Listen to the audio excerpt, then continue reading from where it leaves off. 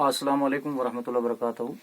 आज मैं सईद अब्दुल रशीद रेश मकामी साहब से कुछ चीज़ें जो हैं वो आपके सामने रखूँगा और मैं इनसे गुजारिश करूँगा कि जो इनसे पूछा जाएगा तो इंशाअल्लाह ये हमें अपने उसी तरह शायराना अंदाज में जवाब देंगे। हम इनसे बहुत राज़ी हैं। मैं पिछले 10-12 साल से इनके साथ जुड़ा हुआ हूँ। इनके लिखे मरसिए, नूहा और मनकबत और शायर जो मैं पढ़ता हूँ।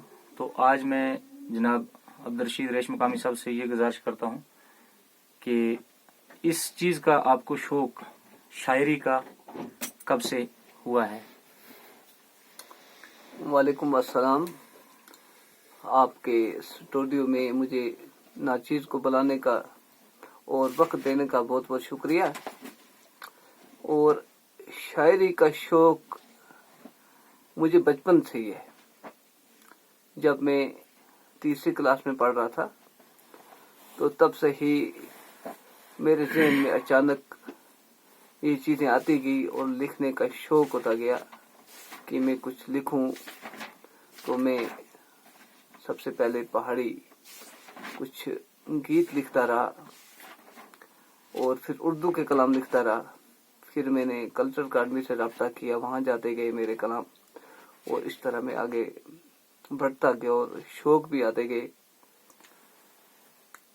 मैं आपसे एक चीज़ जानना चाहता हूँ कि वाक़या करबला के ऊपर आपने बहुत सारे जो मजमून लिखे हैं जो मैंने पढ़े हैं, आपको वाक़या करबला का पता किस हद तक है? आपने उस बारे में कुछ पढ़ा है या फिर आपके दिल में ही कुछ ऐसी चीजें आती हैं जो शायरी में आप लिख देते हैं?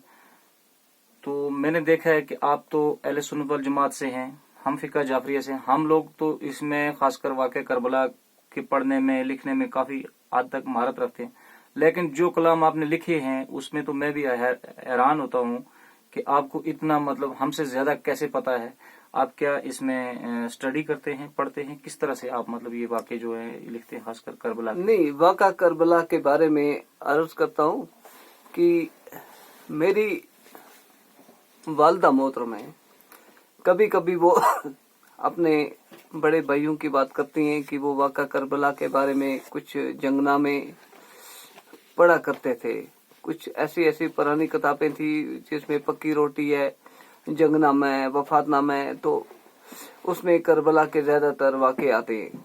उनसे सुन कर तो मैं बहुत मुतासर हुआ वाक़या करबला पर। और फिर मैंने कुछ साल पहले एक किताब है जिसका नाम 12 तकरीरें, वो पढ़ी।